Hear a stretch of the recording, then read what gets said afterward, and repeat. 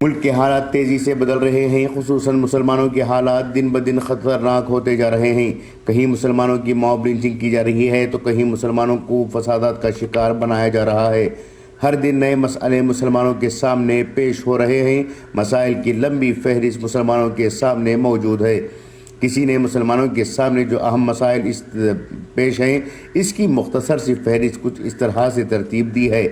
گیانواپی مساجد، حجاب کی مخالفت، EVM میں چھیڑ چھاڑ کا مسئلہ، دینی مدارس کے خلاف ڈھیر ساری سازشیں، اسلامی تنظیموں پر بدگمانیاں، قادیانی جیسے فتنوں کی بوچھاڑ، NRC CAA کی تلوار گردنوں پر منڈانا، ملک کے جمہوری قوانین پر فرقہ پرستوں کی گندی نظر، دینی تنظیموں میں آپسی دراڑیں، عالمی سطح پر امت مسلمہ کی مظلومیت، گودی میڈیا کی شر انگیزی، برادران وطن میں بڑھتی نفرتیں، قوم کے نوجوانوں کی بڑھتی بے راہ روی، ملت کی بیٹیوں میں ارتداد کی آگ، مسلم فرقوں میں شدت پسندی، نیز عصر حاضر کے علماء حق ایک ایسے دور سے گزر رہے ہیں کہ جس میں بارش کی طرح برس فتنے اور ملت کے مسائل شامل ہیں۔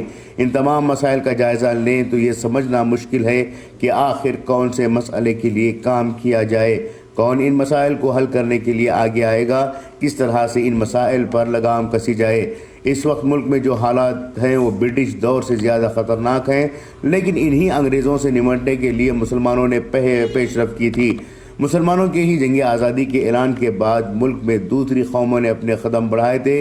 گاندھی، نہرو، پٹیل جیسے لوگ تو بات کی قیادت ہے، لیکن اصل آزادی اور ملک کی حفاظت کا بیڑا مسلم حکمرانوں اور علماء نے ہی اٹھایا تھا۔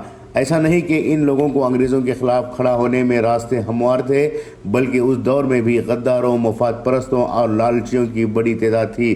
اس دور میں بھی عہدوں کے بھوکے، پیسوں کے پیاسے اور منافقوں کے خون والے لوگ تھے۔ باوجود اس کے مسلمانوں کا بڑا طبقہ جنگ آزادی کے لیے کمر بستہ ہوا اور آزادی کی جنگ کی لڑائی شروع کی تھی۔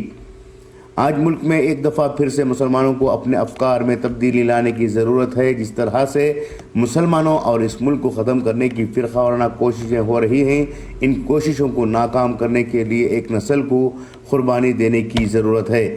اگر اگلی نسلوں کو بچانا ہے تو اس نسل کو چاہیے کہ وہ حالات کا مقابلہ کریں، جو جس طرح سے قوم و ملت کے لیے کو بچانے کے لیے کام کر سکتا ہے وہ کام کرنا شروع کرے۔ پہلے ہی مسلمانوں نے بابری مسجد کی شہادت کو عدالتی احکامات کے بعد تسلیم کر لیا تھا۔ اب مستقبل میں بھی مزید مسجدوں کو نشانہ بنایا جا رہا ہے۔ اب محض اخباری بیانات، مذمتی بیانات اور صبر کے پیمانے پکڑ کر بیٹھنے سے کوئی فائدہ نہیں ہونے والا ہے۔ ویسے بھی مذمتی بیانات کو کون سے مین اسٹریم میڈیا میں دکھایا جا رہا ہے، کون سے مین اسٹریم میڈیا میں مسلمانوں کو مظلوم بتایا جا رہا ہے۔ آزادی کے بعد سے اب تک مسلمانوں نے اپنا مین اسٹریم میڈیا تک بڑھانے کی پہل نہیں کی ہے۔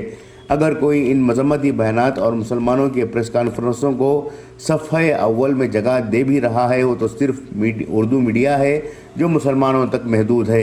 اس کے علاوہ کوئی مسلمانوں کی ترجمانی کے لیے تیار نہیں ہے، اور جو اردو میڈیا قوم کی زب و حالت بیان کر رہا ہے وہ خود ہی اپنوں کی بے مروتی کا شکار ہے۔ ان کا خود ہی کوئی پرسان حال نہیں ہے۔